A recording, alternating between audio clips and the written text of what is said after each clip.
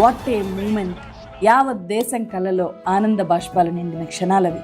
Jemimah Rodrigues దేశాన్ని world cup finals కు చేర్చిన new cricket super star. ODI world cup knockout లో 300+ score అనేది దేశ చరిత్రలో ఇదే ఫస్ట్ టైం. మెన్ క్రికెట్ లో కూడా ఎప్పుడు ఇది సాధ్యం కాలేదు. 25 ఏళ్ల జెమిమా తన లోపల ఒక భయంకరమైన యుద్ధాన్ని చేస్తూ దేశాన్ని గెలిపించింది. జెమిమా ఒక క్రిస్టియన్. ఈ విషయాన్ని ఆమె ఎక్స్ప్రెస్ చేయడం తప్పైపోయింది. రైట్ వింగ్ కు ఆమె టార్గెట్ అయిపోయింది. మొన్నటి దాకా ఆమెని కిచెన్ లో కూర్చోమన్నారు, ఇలా రేప్ థ్రెట్స్ ఇచ్చారు.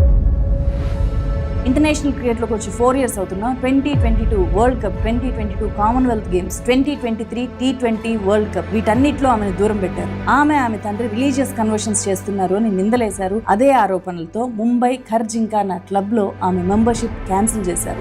Last year I was dropped from this World Cup. తను కండక్ట్ చేసింది ప్రేయర్ మీటింగ్స్ మాత్రమే అని చెప్పి ఆమె తండ్రి స్టేట్మెంట్ ఇచ్చినా ఆమె మీద ట్రోల్స్ తగ్గలేదు. ఈ హెరాస్మెంట్ తట్టుకోలేక ఏకంగా తను ప్రాణంగా ప్రేమించే క్రికెట్ కే దూరం అవ్వాలనుకుందామా. ఫ్యామిలీ ఫ్రెండ్ సపోర్ట్ తో నిలబడింది, ఇప్పుడు దేశాన్ని నిలబెట్టింది. ఆమెను ఏ క్రిస్టియన్ ఐడెంటిటీ వల్ల ట్రోల్ చేశారో అదే ఐడెంటిటీని గెలిచిన తర్వాత ఎక్కడా దాచిపెట్టుకోకుండా ఓపెన్ గా చెప్పిందామా. చూడండి ఏం చెప్పిందో. Firstly, I want to thank Jesus because I couldn't do this on my own. I know He carried me through today.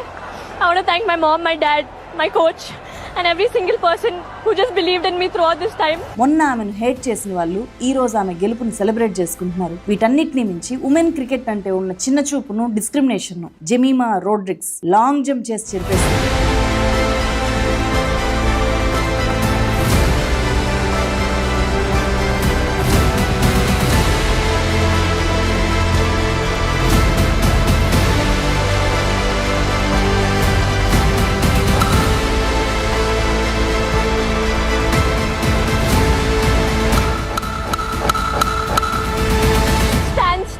And God will fight for you, and that's what I did. I just stood there and He fought for me. Truly, what a victory kada. India's Jemimah Rodrigues.